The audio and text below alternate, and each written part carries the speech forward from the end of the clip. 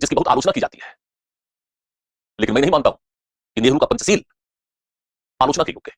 नेहरू के पंचशील का एक सार्वकालिक महत्व है, जिसको कहते हैं कालजयी महत्व, अर्थात प्रत्येक काल में इसका महत्व है। महात्मा बुद्ध बौद्ध धर्म के पंचशील से प्रेरणा लेते हुए, जिस प्रकार से महात्मा बुद्ध ने, बौद्ध धर्म ने पंचशील के माध्यम से व्यक्ति के आचरण और व्यवहार को दिशा निर्देशित कर एक आदर्श समाज की रचना की दिशा में ठोस प्रयास करने की पहल की, ठीक उसी प्रकार पंडित नेहरू ने पंचशील के माध्यम से राष्ट्र के आचरण और व्यवहार को दिशा निर्देशित कर वैश्विक शांति व व्यवस्था को विकसित करने की दिशा में एक अमूल्य योगदान दिया है। चीन ने भारत के साथ पंचशील के समझौते पर हस्ताक्षर किया। यह चीन का विश्वासघात था कि चीन ने बिना बताए भारत पर अचानक आक्रमण किया।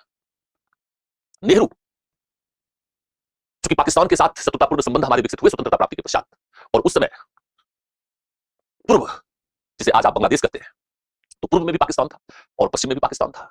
तो पूर्व और पश्चिम, उधर पश्चिमी पाकिस्तान, इधर पूर्वी पाकिस्तान, उसके बीच में भारत था।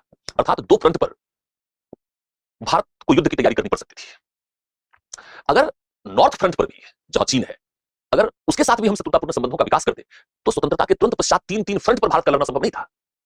इसलिए कई लोग कहते हैं कि नेहरू का पंचशील आदर्शवादी था, लेकिन मैं मानता हूं कि यह व्यवहारवादी था, और विशेषकर चीन के साथ उन्होंने पंचशील के समझौते को आगे बढ़ाया। ये उनका व्यवहारवादी वैदेशिक नीति का परिणाम है, क्योंकि वे भारत के सीमित संसाधनों को रक्षा के क्षेत्र में विकसित नहीं कर लोगों के सामाजिक आर्थिक विकास में उस सीमित संसाधनों का प्रयोग करना चाहते थे, राष्ट्र के विकास और प्रगति को सुनिश्चित करना चाहते थे। पंचशील की विफलता के लिए चीन की आक्रामक विस्तारवादी नीतियां जिम्मेदार हैं। नेहरू की पंचशील भारत पर चीन के आक्रमण के लिए जिम्मेदार नहीं है।